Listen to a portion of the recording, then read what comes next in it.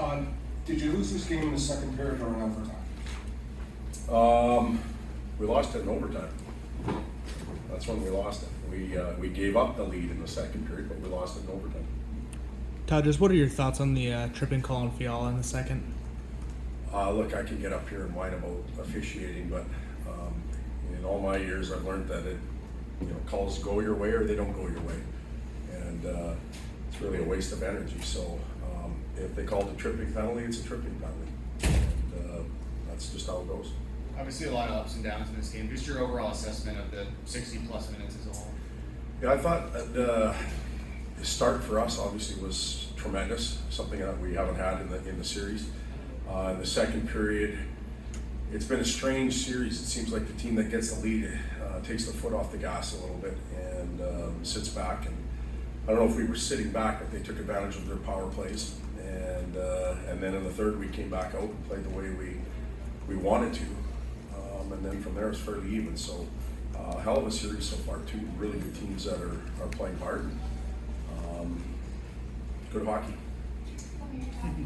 Kevin Fiala getting back into the lineup tonight, what did you think about what he was able to bring back to your team? Thought he made a big difference in the game. He gave us an emotional lift. First of all, you could feel it in the locker room. There was some excitement. And then he gave us a third line that was very dangerous offensively. I thought with him and Gabe and Al, they did some really good things throughout the game, not just the first period or third period, but even the second. And we're fortunate to have a player like that can step in and contribute right away. Todd, over here, you touched on good hockey.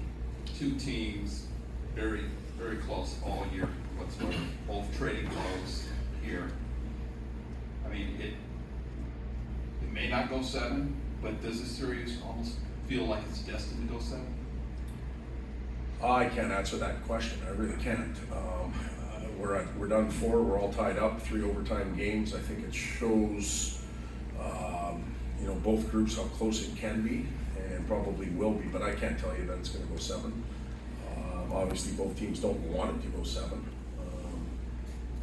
All we're worried about is the first minute of Game 5 right now. So.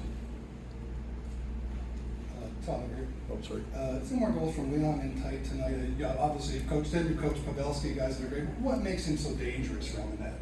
He's got a very good shot, and he gets himself open. Todd, how you doing? You spoke about winning the quick starts. You got that tonight. How do you avoid some of that trail off in the second period from lack of shot creation to penalties that lead to the power play? Yeah, that's a billion-dollar question. We don't want that to happen. Sometimes the other team gets in the way, and it has an effect on the outcome of the game. But when you play a little bit on your heels, especially against this group, that's going to happen. And we've seen it, as I said, in the series. We saw it in Game 1, Game 2, 3, almost every game, where one team gets a lead and they sit back a little bit, and the other team's able to come back. Sign of 2 very good teams when they can do that. Todd, Sorry? Todd, they brought in Campbell to start the second period. Just how much of a lift did that give them, and also how tough is it facing a goalie who has knowledge against you guys after being on the same team for 4 years? Well, the knowledge part I'll try and answer first. We have shooters that have faced Soupy. Soupy's an unreal human being, and he's a good goaltender, and we all know that. And he played a very good game tonight for them. And our shooters are also aware of potentially where his weaknesses are. The guys that had some good looks at him, Arby wasn't a teammate with him. So maybe that came into play. But I think anytime you can get a goaltender change within a game, you've probably done something right and something that you wanted to do. You made the other team react, and so that's the answer to the first part of the question. Doc, you talked about how close the series has been in all the overtime games. How do you get everybody focused tomorrow on that, how close it is, rather than people hanging their head at the blown 3-goal lead? Oh, I don't think anybody's going to hang their head with our group. It's almost deja vu. I don't think anybody thought we would be in this situation again where we can challenge this team, but we believe we can, and we recover. We lost 6-0 and 8-2 last year. to set us up for Game 5. It's obviously a lot closer. We've closed the gap a little bit, and well, we've improved. They've improved also. So good series. So, Coach, Oh, are you a game like this? You would be have to be frustrated that you could be up 3-1 right now. But does the body of work from the first 3 games encourage you about this team? How do you balance the frustration from not being up 3-1 versus the encouragement of what you guys did games 1 through 3? well, the body of work in Game 4 also was important. You can learn from a lot of things you did well, and we did a lot of good things, but also the mistakes we made, and whether they were mental mistakes or systematic or structure mistakes, we'll learn from it too. We're still a team that's evolving, and you know, we'll be fine. We'll I go back to the head, keep your head up comment that was, or question that was posed to me earlier. I'm not worried about that one bit. I know our group pretty well. They'll have their heads up. Todd, over here, you talked about Campbell. How big was that save on Orbison?